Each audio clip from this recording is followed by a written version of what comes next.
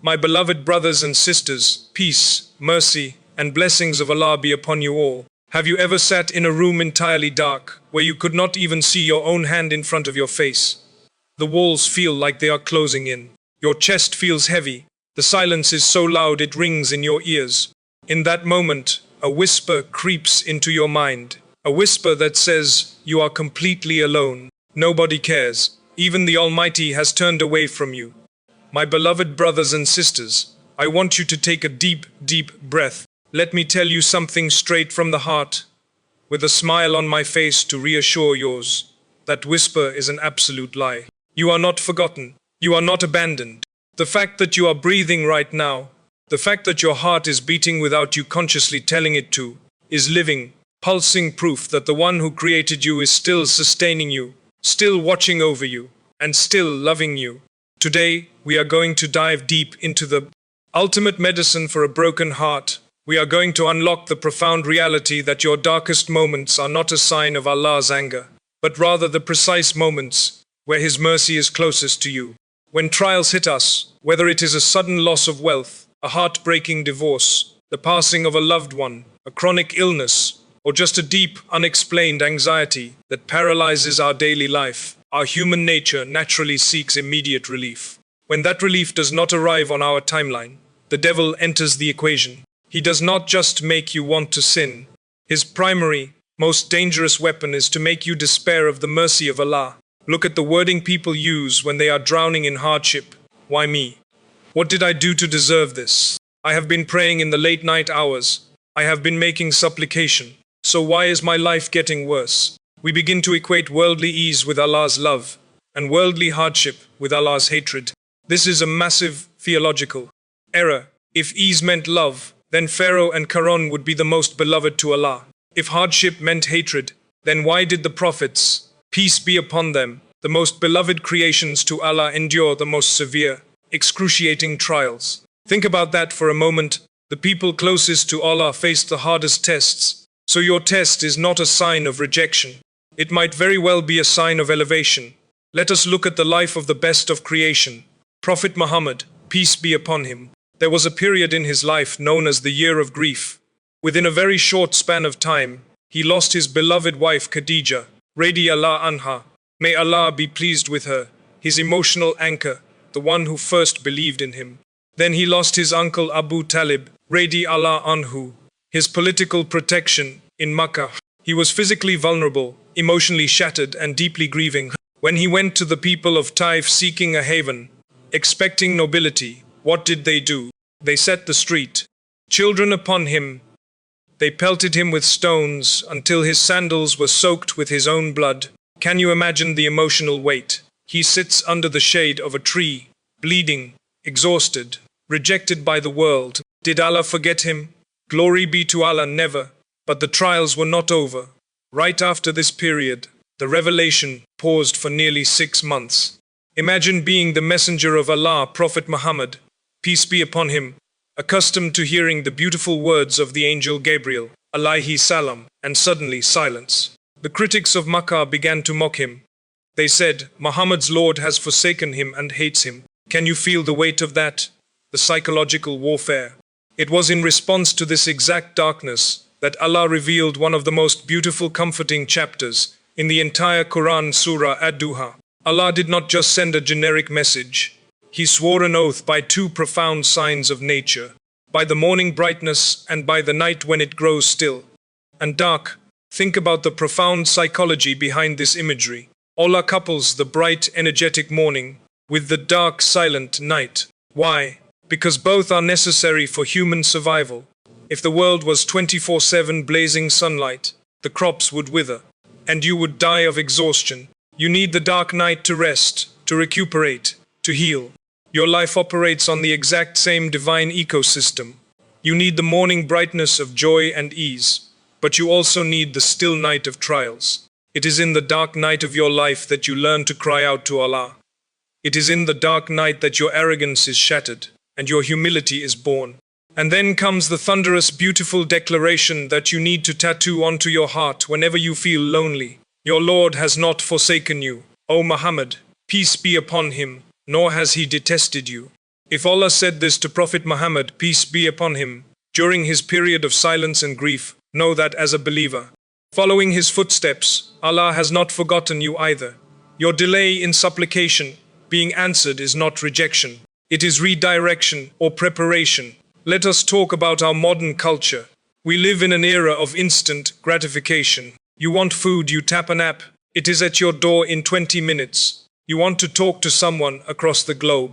You click a button. Video call connects instantly. We are so conditioned to immediacy that we accidentally apply this microwave mentality to our relationship with Allah. You make supplication for a job on Monday, and by Friday you are upset that you have not received an interview call. You say Allah is not listening to me. Glory be to Allah.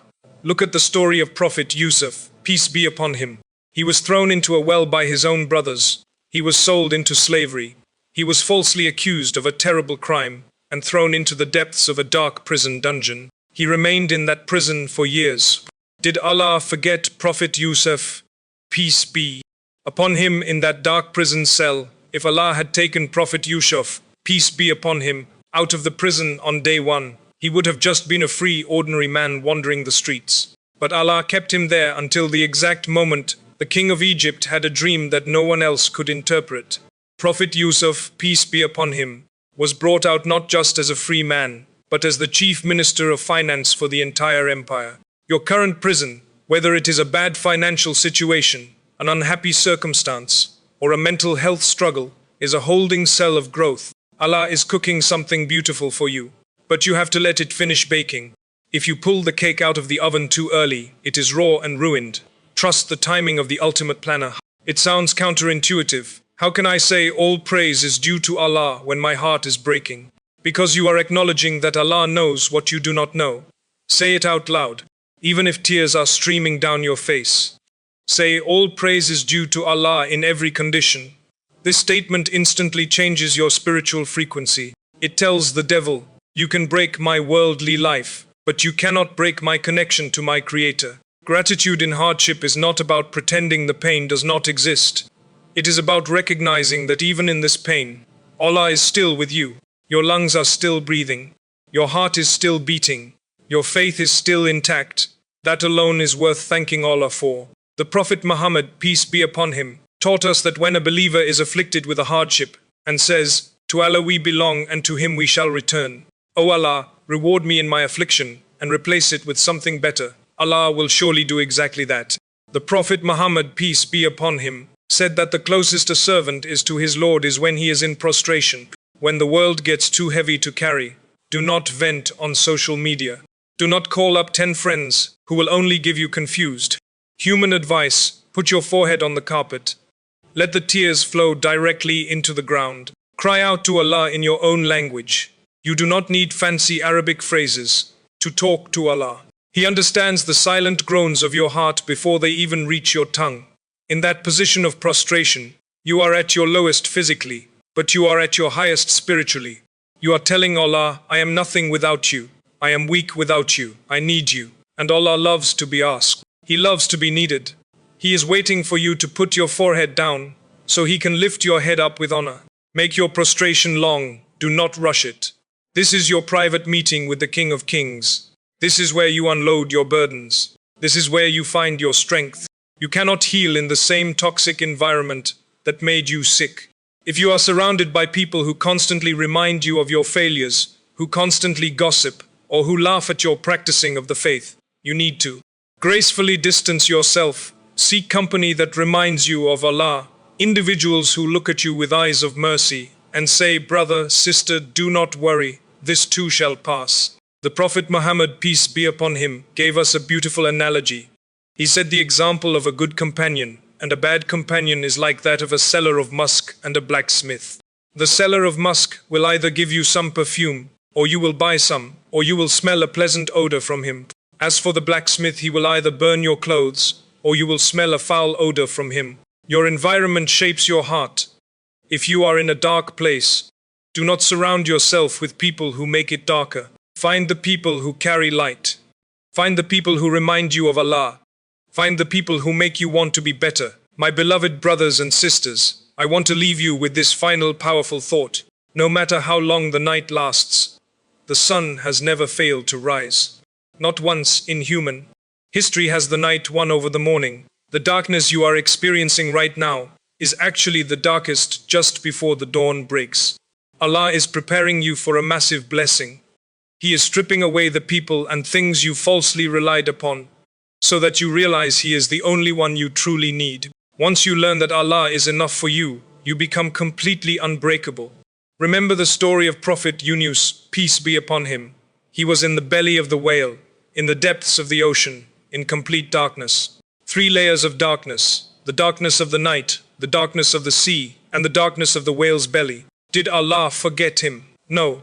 Prophet Yunus, peace be upon him, called out, "There is no God but you. Glory be to you. Indeed, I have been of the wrongdoers."